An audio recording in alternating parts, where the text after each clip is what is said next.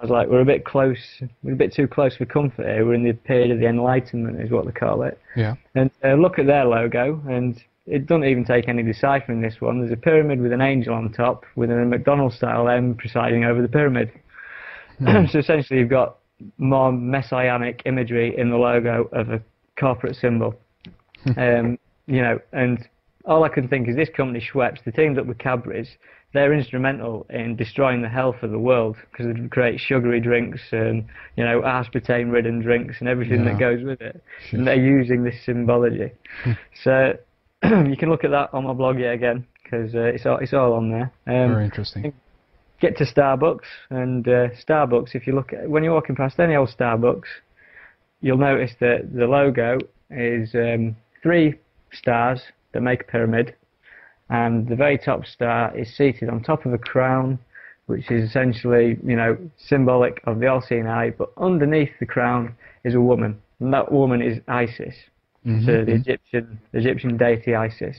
And essentially what I've realised over the past few days is that what these logos are depicting is some form of messianic event. Yeah.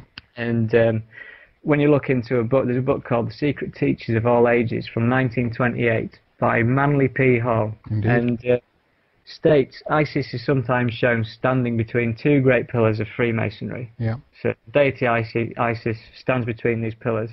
So on the McDonald's logo, where you've got the M and you've got the M coinciding on the top of the pyramid, and the same on the Schweppes logo, where you got the angel stood on top of the pyramid, they're representing Isis.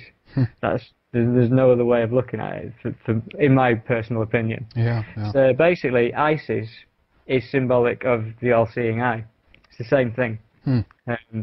Same as when you look in, for instance, into the Holy Trinity and stuff, and you've got the Father, the Son, and the Holy Spirit. Yeah. There's the evidence of the kind of, you know, the ever-looming one who sees everything but isn't quite there. Do you know what I mean? Yeah. So anyhow, this stuff, this occult symbolism, it works on a dual level. You know, like optical illusions, for instance, you can now look at a picture and do you see the old woman or do you see the young woman? Yeah. It's got the duality, same as everything else when it comes down to religion. Yeah. Most people are tuned to see one thing, but it actually means another thing as well. But it depends which version you want to go with. There's 2 ways to look at it. And my opinion on everything with the occult is that it's working on a different plane outside of the 5 sense human reality. It's, you know, it's something that's working in the subconscious. Yeah. And going on that principle of mind before matter universe, when you're looking at this occult symbolism, and if one person is, say, looking at the Schweppes logo and they're drinking Schweppes and they're buying into this logo, they're buying into the brand, they're buying into all of it, they think they're just buying into a great drink, but they're also buying into this other thing. They're buying into this messianic event. And essentially, if you think about this mind before matter universe, if this stuff, this occult symbology is working on the subconscious, and it's working on the subconscious of a global population, then it's got the ability to still bring itself forward into matter. Do you know what I mean? So it's what you're saying is that with the help of all these knowing people, so to speak, this is propelled forward. Is that what you're saying? Yeah. For instance, like when someone goes to a McDonald's and they're buying into the McDonald's, you know how clever they got that anyhow. Right. But when they're going in and they're buying those McDonald's, they're also, you know, they're buying into the alternate thing, which is the symbol of, you know, this messianic event on top of the pyramid. You know, it's empowering it. It's building it into the subconscious, and that subconscious can precipitate into matter at the right time. And that's interesting, considering that many of these companies are so, I mean, they're global players. I mean, some of these companies have bigger, you know, a bigger economy and gain more money than certain countries do. Well, yeah, I mean, we've got no idea how they got so successful. I mean, you know, there's no reason for it, to be honest, apart from that there's something else there working with them. You know what I mean? Do you also think that you know, potentially this could work the other way around, meaning that human beings, since we've been subjected to, at least in the Western world, you know, almost 1700 years of Christianity and so forth, that the reason also why they might want to pick a logo like this, or you know, have this message in the logo, is that on some level this speaks to our unconscious. So people who are inclined to you know, lean towards the Christian faith, for instance, are actually in some way kind of lured in by these kinds of symbols, and consequently they. I mean, yeah. Yeah, definitely. I mean, the thing that I'll draw upon later is that how this this works with more than just Christianity. Because if ISIS has many identifications, and she's got an identification as the angel Gabriel and the all-seeing eye and stuff. Yeah. But when we talk about this New World Order and the one world religion and the one world government, the angel Gabriel is the one figure that can unite Islam and Christianity, because both of them are dear to her as God's messenger. Mm-hmm. So when you're looking at implementing this New World Order, it's got to be something that combines these two religions. And that particular figure is that thing that can combine those religions. I'll touch on that in a bit, anyhow. It gets deeper. I'll be telling you all it is in a minute. Sure. Go ahead, sir. Yeah. I'll give it a bit of time. I'll give you another 10 minutes. Sounds and I'll good. let you know who it is. But anyhow, moving back to the Olympics logo and the Zion logo and the 2012 and stuff. Basically, there's a little bit of research. There's stuff on the net about this as well. The company who created that logo is a company called Wolf Ollins.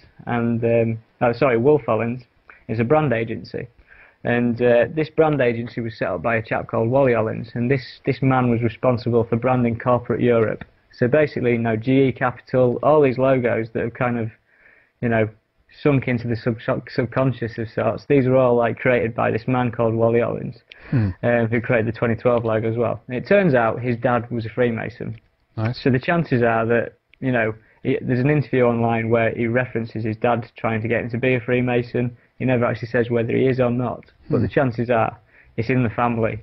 And, you know, there's these messages in the logos that this man's produced. It's a Freemasonic branding, you know, company for corporate Europe. Yeah. Wow. Essentially. Really interesting. Sorry, yes, I wanted the name there again. Wally Ollins, is that right? Wally Ollins. Right, yeah. Thank you. Okay. WALLYOLINS. Perfect, thank you. Right, and so at this point, you know, you've got this connection to Freemasonry with the logo and stuff, and it moves much higher than Freemasonry. That's just like the outside protection for this stuff. I basically loaded up, you know, Google Earth. Wanted to have a look at the London site from the air. I wanted to see, you know, what it is that's so special about this place. And you know, it just so happened that the particular site in Stratford was the only last bit of wasteland that was, you know, that was left vacant in London. It was the one last place that they could do things for something like the Olympics. So, you know, it's quite lucky that they had it in the first place. And what I noticed was I started looking at the actual street plan of this place, and to go through it, you've got a number of roads that circle the site, and the first road is a road called the Eastern Cross Route. The East Cross Route, which is a reference to the Eastern Cross. You know, the Eastern Cross is an Orthodox cross, and it's a modified version of the patriarchal cross. It's got two smaller cross beams across the side. Next road down, you've got Carpenter's Road, which encircles the site. Carpenter, who was a carpenter? Oh, good old Joseph. Yeah, he of was course. a carpenter, wasn't he? Yeah. Next road down, you've got a road called the Great Eastern Road. And obviously when you refer to something as the Great Eastern, it's obviously like the Great Eastern Star. So you look into the Great Eastern Star, it turns out that the Order of the Eastern Star is the largest fraternal organisation in the world that both men and women can join, and it was founded by someone highly connected with the Freemasons, and their symbol is the pentagram. So this is the next road down. Yeah. Moving on around the Olympic site. If you envisage we're encapsulating the whole Olympic site here, the next road along is Angel Lane, and obviously the famous angel is the angel Gabriel. So we've got Angel Lane here. Next road along, we've got Temple Mills Lane. Temple Mills, where the watermills belong to the Knights Templar. Yeah. So another connection there. The Knights Templar were the poor fellow soldiers of Christ in the Temple of Solomon. And then encapsulating all of this is Church Road. It's obviously another biblical road name. Yeah. So all the way around the Olympics 2012 site, which you could call Zion if you go with the logo, is biblical road names surrounding the whole site. There's not one road name that's not biblical.